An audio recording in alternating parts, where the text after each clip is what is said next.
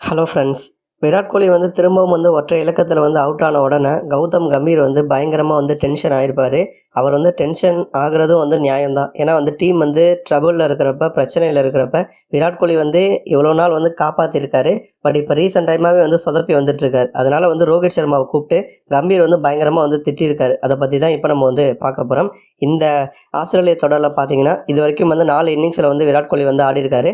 அதில் ஒரு செஞ்சுரி போட்டிருக்காரு அப்படிங்கிறது உண்மைதான். பட் அது மட்டும் போதுமா அப்படின்னு கேட்டிங்கன்னா நிச்சயமாக பத்தாது. அதுவும் ஆஸ்திரேலியா ஆடிட்டுருக்க அவங்க கொடுக்குற பர்ஃபார்மன்ஸுக்கு விராட் கோலி டபுள் மடங்கு பர்ஃபார்மன்ஸ் கொடுக்கணும். ஆனால் அதற்கு நேர்மாறாக விராட் கோலி ஒர்ஸ்டான ஒரு பர்ஃபார்மன்ஸ் கொடுத்துட்ருக்காரு. அதனால தான் பார்த்தீங்கன்னா கம்பீர் பயங்கரமாக அப்செட் ஆயிருக்காரு.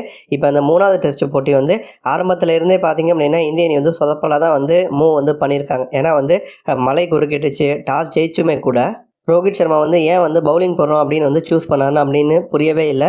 இந்த கிரவுண்டில் மழை பெய்யாமல் நார்மல் டேஸ்லேயே பார்த்தீங்கன்னா எந்த கேப்டனுமே பவுலிங் போடுறோம் அப்படின்னு சொல்லிட்டு ரிஸ்க் எடுக்க மாட்டாங்க. ஏன் அப்படின்னா 4வது இன்னிங்ஸ் பேட்டிங் ஆடுறது ரொம்ப ரொம்ப கஷ்டமாக இருக்கும். எல்லா கேப்டனுங்களுமே என்ன யோசிப்பாங்கன்னா ஃபஸ்ட்டு நம்ம பேட்டிங் ஆடி ஃபஸ்ட் இன்னிங்ஸில் அதிகமான ரன்கள் குவிக்கணும் அப்படிங்கிற மாதிரி தான் விருப்பப்படுவாங்க. ஆனால் ரோஹித் சர்மா கைக்கு கிடைச்ச ஒரு நல்ல வாய்ப்பை வீணடிச்சிட்டாரு. அந்த வாய்ப்பை தூக்கி ஆஸ்திரேலியா கிட்ட கொடுத்துட்டாரு. அதை ரொம்ப சரியாக பயன்படுத்திக்கிட்டு ஆஸ்திரேலியா பார்த்தீங்கன்னா 445 ரன்களை ஃபர்ஸ்ட் இன்னிங்ஸில் குவிச்சிட்டாங்க. Travis head. ஸோ இவரை தான் எல்லாருமே சொல்கிறாங்க. விராட் கோலி, சிராஜெலாம் அவங்களுடைய பர்ஃபார்மன்ஸ் பெருசாக இருக்க மாட்டுது. ஆனால் ஓவராக கத்துறாங்க, ஆட்டிடியூட் காட்டுறாங்க. பட் ஆஸ்திரேலிய வீரர்கள் பார்த்தீங்கன்னா அவங்க சைலண்ட்டாக வந்திருக்காங்க. பட் இருந்தாலுமே பர்ஃபார்மன்ஸில் காட்டுறாங்க. ஸ்டீவன் ஸ்மித்தும் 2 டெஸ்ட் போட்டியில் விட்டதை இப்போ 3வது டெஸ்ட் போட்டியில் பிடிச்சிட்டாரு. 101 ரன் குவிச்சாரு. ஹெட்டும் பார்த்தீங்க அப்படின்னா 152 ரன்கள். இந்த 2 பேரும் இந்திய அணிக்கிட்டேருந்து வெற்றியை பறிச்சிட்டாங்க அப்படின்னு தான் சொல்லணும். ஸோ கடைசி நேரத்தில் அலெக்ஸ் கேரி 70 ரன்கள் சேர்த்திருப்பாரு. இதன் மூலமாக 445 ரன்களை ஃபர்ஸ்ட் இன்னிங்ஸில் குவிச்சிட்டாங்க. அப்போ இந்தியா பார்த்தீங்கன்னா குறைஞ்சது ஒரு 400க்கு மேலே அடித்தா மட்டும்தான் இந்த கேமில் ஜெயிக்க முடியும். இந்தியா அதுக்கு கீழெல்லாம் அடித்தாங்க அப்படின்னா கண்டிப்பாக 4வது இன்னிங்ஸ் பேட்டிங் ஆடும்பொழுது இந்திய பேட்ஸ்மேன்கள் கண்டிப்பாக திணற ஆரம்பிச்சிருவாங்க. இப்போ ஃபர்ஸ்ட் இன்னிங்ஸ்லேயே திணறாங்க. அப்படி இருக்கிறப்ப 4வது இன்னிங்ஸ் நடக்குமா நடக்காதா அப்படின்னே தெரியலை. ஃபாலோ ஆன் வாய்ப்பு கூட கொடுப்பதற்கான வாய்ப்பு இருக்குது. அந்த மாதிரி தான் இப்போதைக்கு நிலைமை போயிட்டுருக்கு.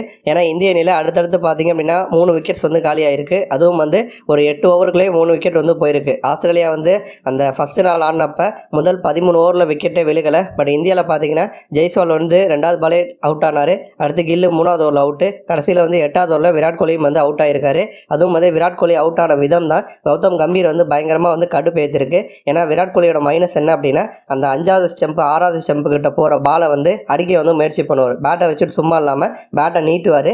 அது பேட்டில் பட்டு கீப்பர் கையில் கேட்சாக போயிடுது. இதே தப்பை தான் தொடர்ந்து விராட் கோலி பண்ணிட்டு இருந்தார். இப்போ இந்த கேம்லையுமே அதே தப்பை தான் பண்ணி அந்த மாதிரி தான் அவுட் ஆகிருப்பார். ஸோ விராட் கோலி இந்த மாதிரி அவுட் ஆன உடனே கம்பீர் பயங்கரமாக அப்செட் ஆகி கத்த ஆரம்பிச்சிட்டாரு. ட்ரெஸ்ஸிங் ரூமில் ரோஹித் சர்மா கூப்பிட்டு நீயும் சரி கோலியும் சரி 2 பேரும் தயவு செஞ்சு ரிட்டையர் ஆயிருங்க, யங்ஸ்டராக என்கிட்ட கொடுங்க, அவங்கள வச்சு நான் ஜெயிச்சு காட்டுறேன், உங்களை வச்சுக்கிட்டு ஒன்றுமே பண்ண முடியாது அப்படிங்கிற மாதிரி வெளிப்படையாகவே பார்த்தீங்க அப்படின்னா கம்பீர் அவருடைய கோவத்தை வெளிப்படுத்தியிருக்காரு.